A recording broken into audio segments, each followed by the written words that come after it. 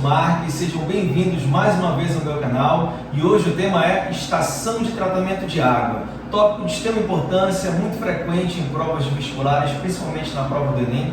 Hoje nós vamos trabalhar bases, ácidos, situações que a gente vê no nosso dia a dia, processo de separação de mistura. Então não perde essa aula, pega papel e caneta, te acomoda na poltrona e vem comigo!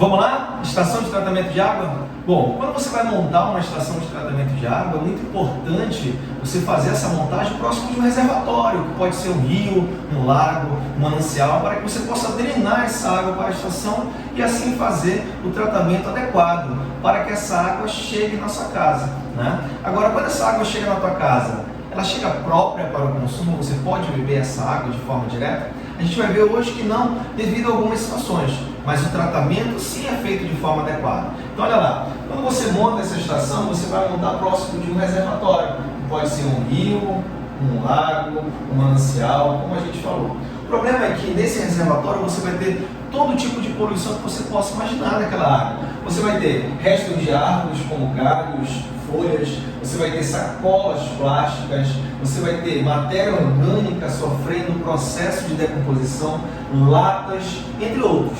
O que é interessante notar é que quando você analisa essa água, a matéria orgânica está sofrendo um processo de decomposição.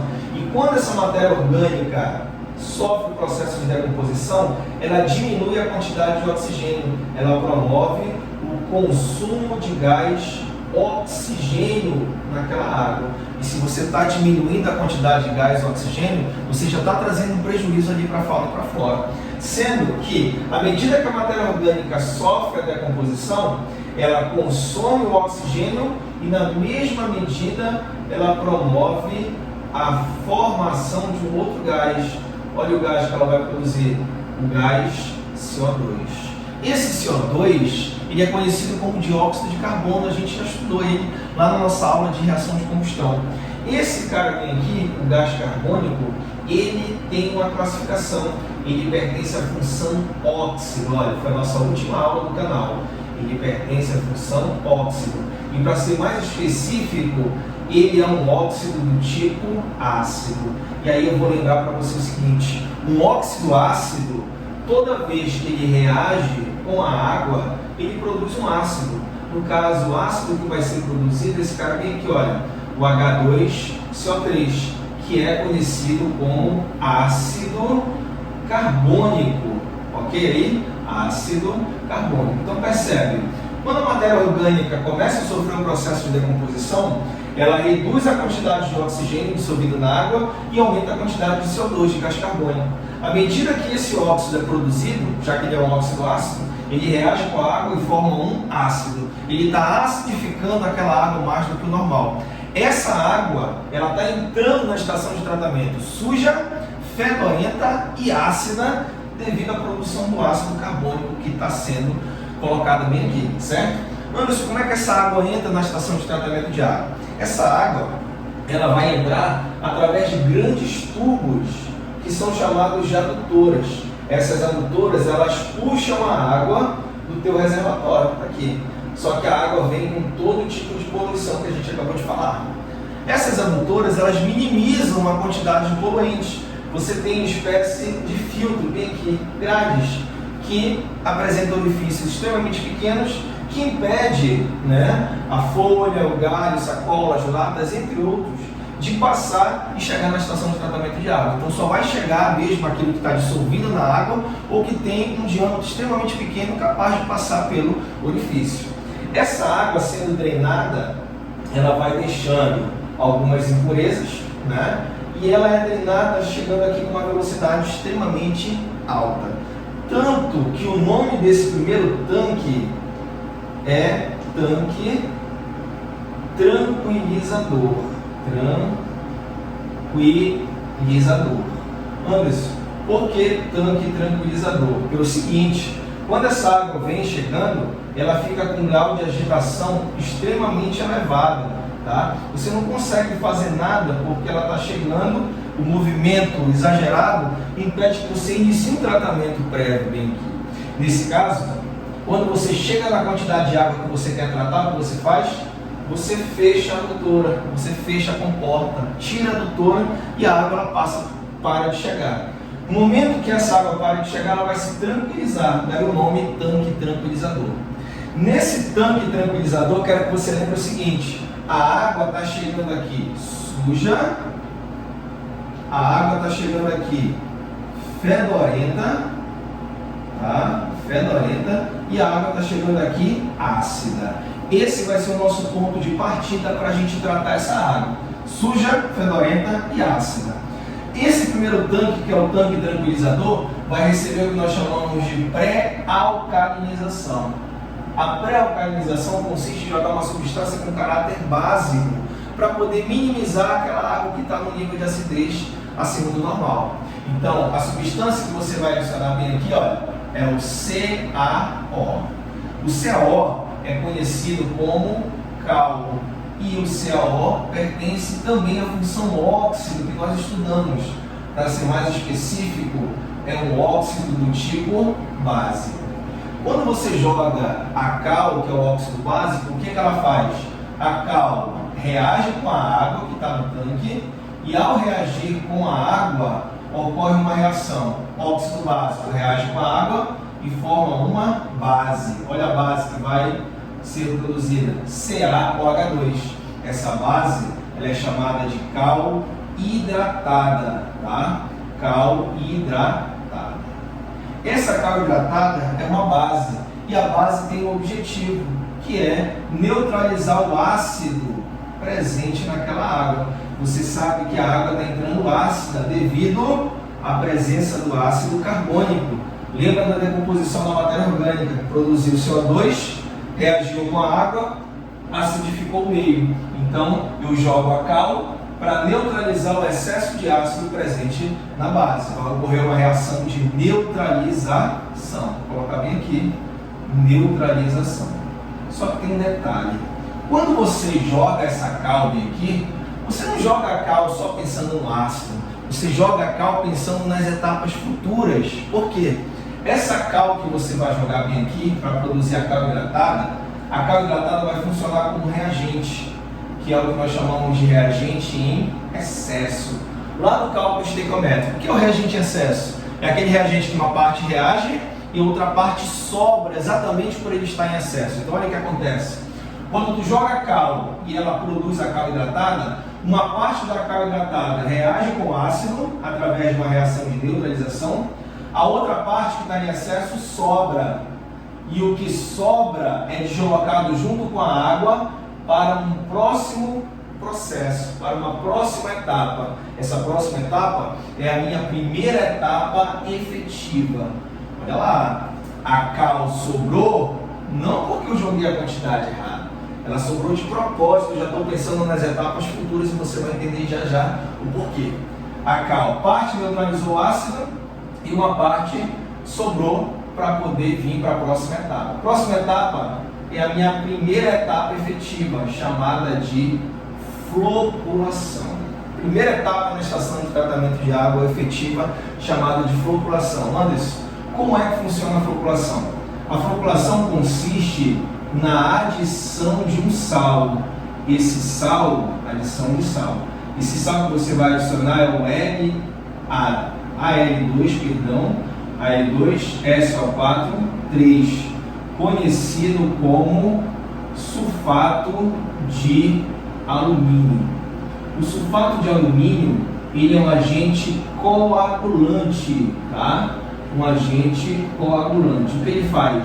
Ele vai agregar todos os poluentes que conseguiram passar junto com a água. Então, aqueles poluentes que estão afastados, né, que você não está conseguindo agregar, ao jogar o sulfato de alumínio, olha o que o sulfato de alumínio faz. Começa a aproximar todos os poluentes. Está aqui. Você começa a formar flocos de poluição. Daí o nome floculação. Aqui os flocos de poluição sendo produzidos, tá? Você começa a agregar todos os poluentes. devido à adição com sulfato de alumínio. Ele começa a agregar, começa a coagular, formando vários e vários flocos de poluição. Aí tem uma pergunta para você. Quando tu joga o sulfato de alumínio bem aqui, tu está jogando o sulfato de alumínio só na água? Ou tu está jogando o sulfato de alumínio na água com excesso de base? Perfeito. Tu está jogando sal na água com excesso de base. Então, esse sal, além de agregar, formar os flocos de poluição, esse sal ele vai reagir com a base. Está aqui a base, olha. A base é o CaOH2 que ainda está na água. E ao reagir, produz um cara importante. Produz o AlOH3 mais o CaSO4. Bom, desses dois eu quero destacar o seguinte.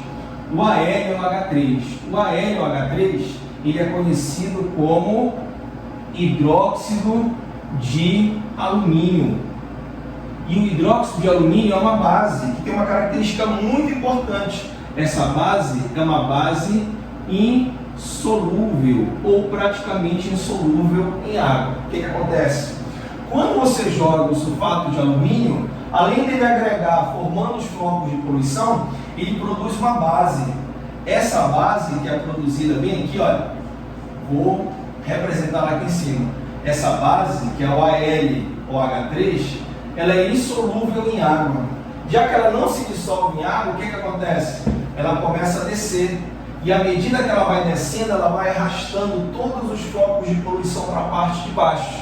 Ou seja, ela está acelerando a segunda etapa da estação de tratamento. E a segunda etapa seria a decantação. Percebe o seguinte, a decantação usa as diferenças de densidade. O que é mais pesado fica embaixo, o que é mais leve fica em cima. Se eu simplesmente deixar em repouso, todos esses flocos de poluição já iriam se depositar na parte de baixo. É igual quando falta água na nossa casa. Quando aquela água falta e ela retorna, ela vem muito suja. A gente recolhe um pouquinho ali naquele balde e depois de um certo tempo, se tu deixar em repouso, todo aquele barro vai se depositando na parte de baixo e a água, teoricamente livre dessa impureza maior, fica na parte de cima. Você só deixou em repouso. Isso é o que nós chamamos de decantação. Usa as diferenças de densidade para que você faça o processo de separação. Naturalmente, os flocos que foram formados já iriam se depositar na parte de baixo, olha. Já iriam se depositar bem aqui. Só que isso leva tempo. Numa estação de tratamento de água de pequeno porte, isso pode durar até 4, 5 dias. E isso te permite tratar uma quantidade menor de água. Quando você joga o sulfato de alumínio, sabendo que vai sobrar base, ocorre uma reação que produz uma base insolúvel, que acelera o processo de decantação, fazendo com que todos os flocos que foram formados se depositem na parte de baixo muito mais rapidamente. O que levaria até 5 dias para acontecer, acontece em 1, 2 dias no máximo. Ou seja, você pula essa etapa e começa a tratar um volume muito maior devido ao número de vezes que você vai fazer. Você acaba aumentando a sua produção no que diz respeito ao tratamento de água. Então olha lá, primeira etapa, flocuração, adição de sulfato de alumínio para formar os flocos de poluição. Deixa em repouso. O repouso usa as diferenças de densidade. O que é mais pesado fica na parte de baixo, o que é mais leve fica na parte de cima, que seria a água, certo? O hidróxido de alumínio, base solúvel, acelera o processo de decantação. Beleza. Quando você faz a decantação, a água é deslocada para o próximo recipiente. Esse próximo recipiente vai gerar para você a terceira etapa efetiva, chamada de filtração. Tudo que não foi decantado vai precisar ser filtrado. Lembra que o meu objetivo é tirar a sujeira da água, tirar o mau cheiro e regular o nível de acidez, para que ela fique dentro dos padrões de potabilidade para que eu possa consumir, tá? Depois que você faz a decantação, essa água é deslocada para sofrer a filtração. Aí olha só, a água vai passar por uma primeira camada. Essa primeira camada é uma camada de carvão, chamado de carvão ativado. O que acontece? O carvão, ele é uma substância que adsorve impurezas e absorve a água. O carvão é uma substância higroscópica, absorve umidade, absorve água. Então, quando essa água passar bem aqui, olha, o carvão vai se encharcar de água e vai deixar a água passar. A água passa, mas toda a impureza que estiver presente na água vai ficar retida na superfície do carvão, porque o carvão adsorveu as impurezas. O que é adsorvido fica preso na superfície, o que é absorvido vai para o interior. Semelhante a uma esponja de lavar louça. A esponja de lavar louça, ela absorve a água vai para o interior e ela adsorve impurezas. As impurezas ficam presas na superfície da esponja. É o que o carvão faz. Ele absorve a água, deixando a água passar, mas toda a impureza que está dissolvida na água ou que está na água você não conseguiu decantar, vai ficar retida na superfície do carvão. Então o carvão ele é higroscópico, absorve água, ele adsorve impurezas, as impurezas ficam presas na superfície do carvão, e olha aí o mais importante, o carvão ele retira o mau cheiro, ele retira o odor característico. Já viu alguém guardando carvão na geladeira? Interessante. Ah, comprei uma geladeira nova, eu vou vender a minha geladeira velha. E aí eu vou limpar, vou dar aquela guarimbada por dentro e vou deixar algumas pedras de carvão lá. Por quê?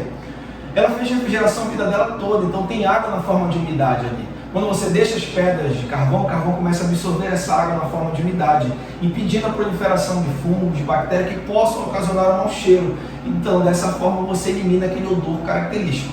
O carvão está ali para tirar o mau cheiro da água, para absorver a água e deixar presa todas as impurezas. O carvão ativado ele passa a ser fundamental nessa etapa.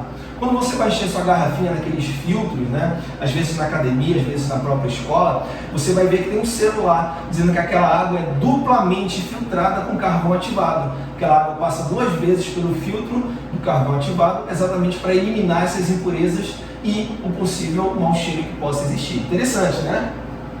Anderson, e se o carvão não funcionar 100%? Aí eu tenho que ter uma segunda camada.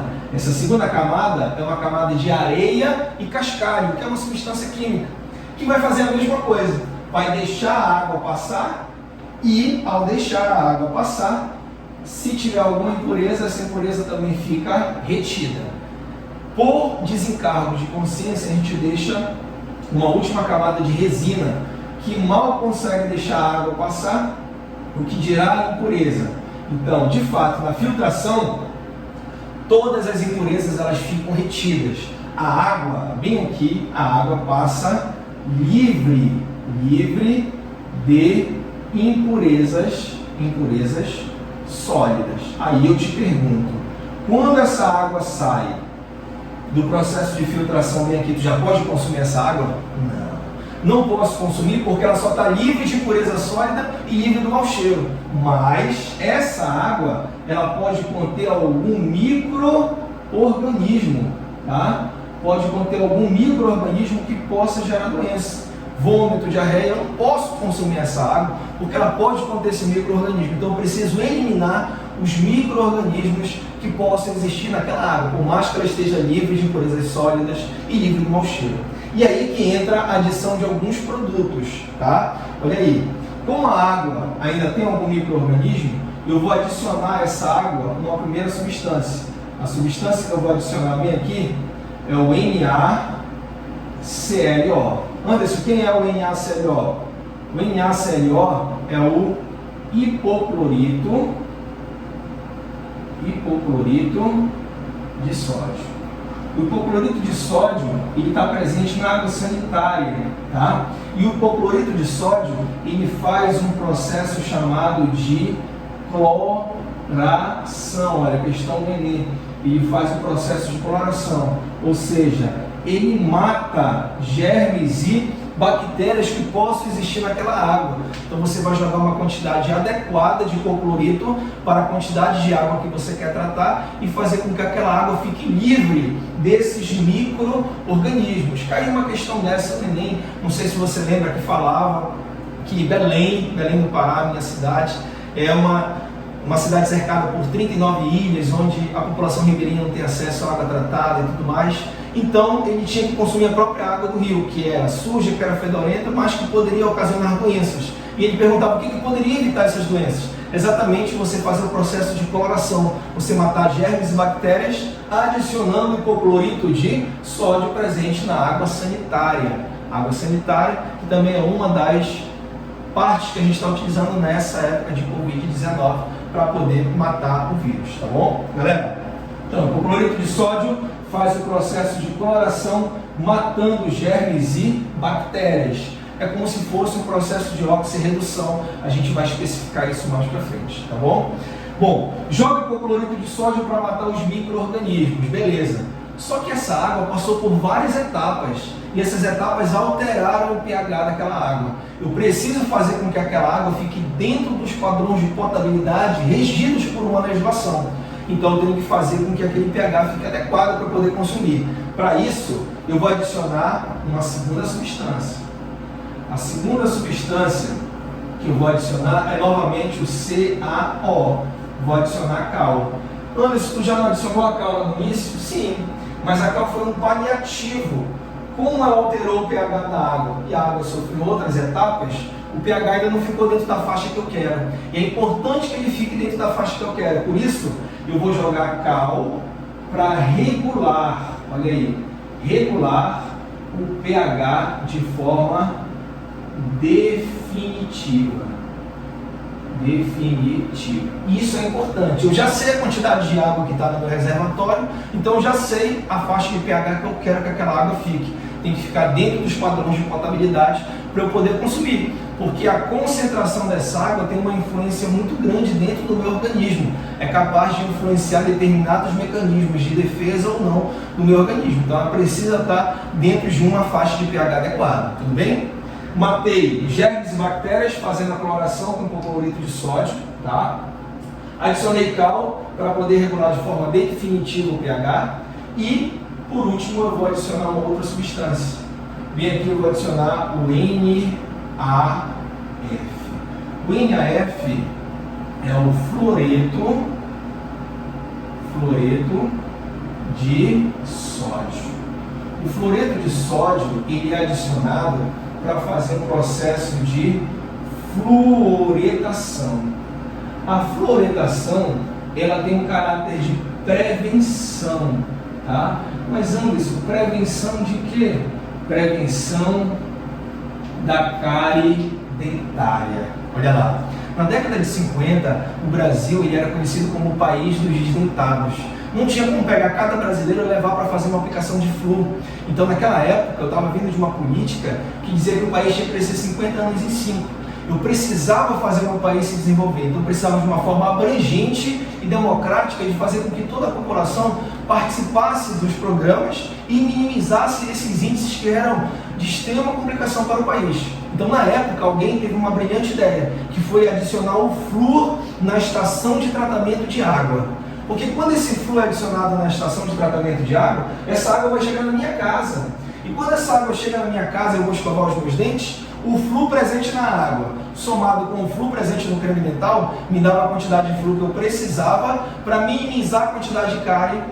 E isso foi de extrema importância, porque reduziu os índices de desdentados no país de forma considerável ao longo dos anos. Tanto que uma prática que é muito utilizada até hoje em todo mundo, a adição de flúor. Claro que você não vai adicionar esse flúor somente na forma desse sal. Você tem outros sais que fazem até uma eficiência maior. Da mesma forma, aqui não é só a cal que eu adiciono, não é só o hipoclorito de sódio, mas são outras substâncias que têm a mesma característica. Matar os micro-organismos, ajustar o pH, fazer a fluoretação com caráter preventivo, tá? Isso para uma pessoa adulta. É importante lembrar que as crianças não podem ter esse excesso de flúor no seu organismo, porque o excesso de flúor causa fluorose. Isso vai trazer danos aí para as pessoas que tiverem excesso, tudo bem? Então olha lá, hipoclorito de sódio para matar os micro-organismos através da cloração, cal para regular de forma definitiva o pH e o fluoreto de sódio para fazer a fluoretação e a fluoretação caráter preventivo contra a cárie, certo? Depois que você adiciona isso, você faz com que essa água seja deslocada e essa água chega no meu reservatório. Pronto. Quando essa água chega no meu reservatório, essa água ela está própria para o consumo.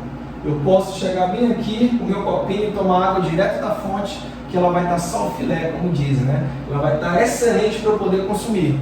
Só que quando essa água sai do teu reservatório da estação, ela vai para o centro de distribuição de água da tua cidade. E quando ela sai do centro de distribuição de água da tua cidade, ela vai ser deslocada para a tua casa. Quando essa água chega na tua casa, ela chega própria para te consumir, igual como ela estava bem aqui, pegar o teu copinho e tomar água direto da fonte? Não. Ela não está própria para o consumo, tanto prova que aqui em casa, na minha torneira, já tem até um pano, olha, que a minha mãe coloca. Ela coloca um pano bem aqui, e esse pano ela troca todo dia, porque no final do dia esse pano, ele está amarelo, ele está vermelho, ele está sujo, só barro, e está rico em ferro. Então essa água ela não chega mais própria para o consumo. Anderson, por que ela não chega mais própria para o consumo? Porque os canos que levam a água para a tua casa são canos antigos, feitos de ferro. E esse cano está em contato com o solo, que é rico em água, que é rico em sais, que é rico em substâncias que promovem a oxidação do tubo. E se você lembra, oxidação do tubo é corrosão, e corrosão é a diminuição da massa do tubo. O que vai acontecer? Esse tubo vai começar a abrir uns buracos nele com o tempo. A água vem linda, doida para chegar na tua casa, só que aí ela encontra um buraco e sai. Da mesma forma que a água sai, começa a entrar germes, começa a entrar bactérias, começa a entrar impurezas sólidas. Tudo isso se mistura com ferrugem, tá? Tudo isso se mistura com ferrugem e é exatamente essa água que chega na tua casa. Alguns estudos dizem que quando essa água sai do centro de distribuição para a tua casa, basta ela percorrer 50 metros de tubo, que ela já está exatamente igual como ela entrou na estação de tratamento. Extremamente suja, às vezes fedorenta e com uma faixa de pH totalmente fora do normal. Percebe que é a questão de manutenção. Anderson, mas não é feito nada em cima disso? Claro que é. Esses tubos são conectados ao que nós chamamos de metal de sacrifício. Olha o termo, metal de sacrifício, que a gente vai ver na nossa aula de eletroquímica, que é um metal que vai se desgastar para que o tubo permaneça intacto. No entanto, em algum momento ele acaba, ele precisa de manutenção. Em algumas situações, em cidades que crescem com planejamento de forma estrutural, você coloca tubos de aço inoxidável, tubos que não sofrem o processo de corrosão, ou um outro material que não sofre desgaste. Dessa forma, você faz com que essa água chegue, né, de forma própria para o consumo. Às vezes eu estou vendo filme com a minha mãe, né, e aí o cara chega na casa, vai com um copo direto na torneira da pia e toma aquela água. A mamãe brinca: é igual esse cara tomando água direto da torneira. É, mas é filme americano, filme europeu, onde você tem um país de primeiro mundo. Naquele país você fez com que aquela cidade crescesse de uma forma planejada, de forma estruturada, a ponto de colocar um tubo de aço inoxidável, um tubo que não se desgasta. Dessa forma, essa água que sai da estação de tratamento, ela vai chegar assim limpa na sua casa própria para o consumo. Aqui a gente tem, devido a algumas faltas de manutenção, devido a essa instalação ter ocorrido há muito tempo atrás, você tem o desgaste dos tubos e outras substâncias começam a entrar, se misturam com a ferrugem, e aquela água que chega na nossa casa, por mais que tenha passado por um severo processo de tratamento, não chega própria para você poder consumir ela, para você poder utilizar nas suas atividades normais, até mesmo para beber, né? A gente precisa fazer todo um preparo. Então, o que eu quero que você lembre daqui: quais são as 3 etapas efetivas da estação de tratamento de água? Floculação, decantação e filtração. Na filtração, quem filtra é o carvão ativado. Ele absorve a água, adsorve impurezas e retira o mau cheiro. Você adiciona 3 substâncias químicas: o hipoclorito de sódio para fazer a cloração, matando germes e bactérias, a cal para regular de forma definitiva o pH e o fluoreto de sódio para fazer a fluoridação, impedindo, né, a cárie dentária. Quando essa água sai do centro de distribuição e vai para a tua cidade, devido aos tubos sofrerem processo de oxidação e não ter manutenção adequada, eles sofrem um desgaste, isso produz a ferrugem. E outras substâncias entram, fazendo com que aquela água volte a estar suja, às vezes fedorenta e totalmente fora dos padrões de potabilidade no que diz respeito ao pH. Beleza? Bom, Espero que vocês tenham gostado da explanação de estação de tratamento de água. Eu vou fazer uma aula somente com exercícios sobre esse assunto, uma aula super importante para a gente poder exercitar, tá? Tópico esse, como eu falei no início, de extrema importância, cai com frequência em provas vestibulares e tem N situações onde a gente pode fazer a contextualização, certo? Estou me despedindo aqui, não esquece, dá o teu like, compartilha com o maior número de pessoas possível, vai lá, deixa o teu comentário, deixa a tua pergunta, coloca o que você achou da aula, que a gente vai estar sempre lá dando as informações e comentando também junto com vocês. Muito obrigado e até a próxima aula. Um grande beijo.